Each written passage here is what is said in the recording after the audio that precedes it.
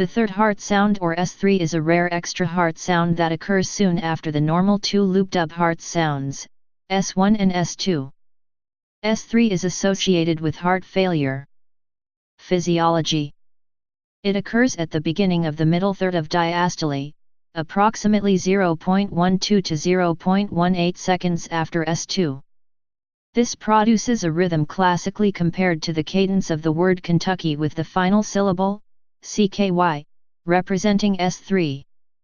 One may also use the phrase sloshing in to help with the cadence, slosh S1, ing S2, in S3, as well as the pathology of the S3 sound, or any other number of local variants. S3 may be normal in people under 40 years of age and some trained athletes but should disappear before middle age. Re-emergence of this sound late in life is abnormal and may indicate serious problems like heart failure. The sound of S3 is lower in pitch than the normal sounds, usually faint, and best heard with the bell of the stethoscope.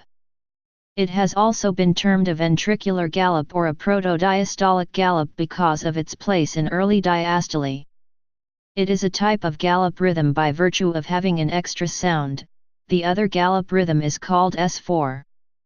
The two are quite different, but they may sometimes occur together forming a quadruple gallop.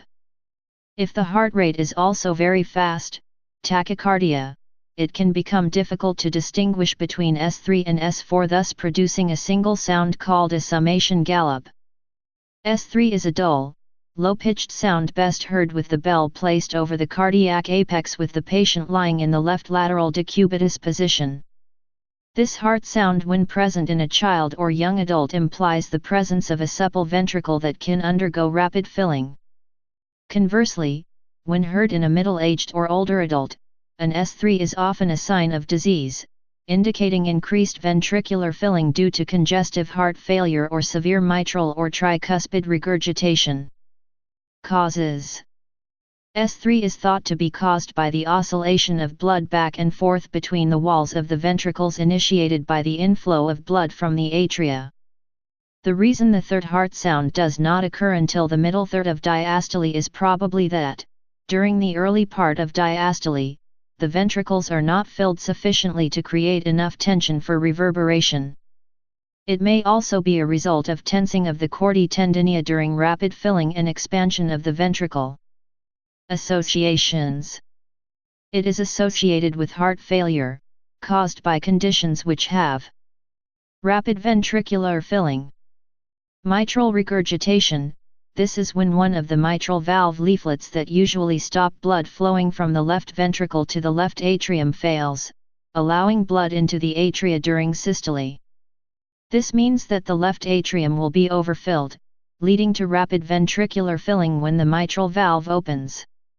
Elevated left atrial and left ventricular filling pressures, usually a result of a stiffened and dilated left ventricle. Ventricular septal defect. This is a hole in the wall between the two ventricles, which allows rapid filling from the other ventricle. Poor left ventricular function.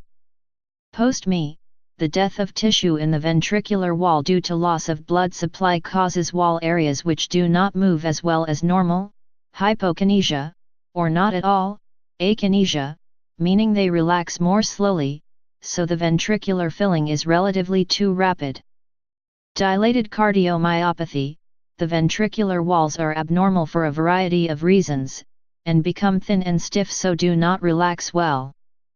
S3 can also be due to tricuspid regurgitation, and could indicate hypertensive heart disease.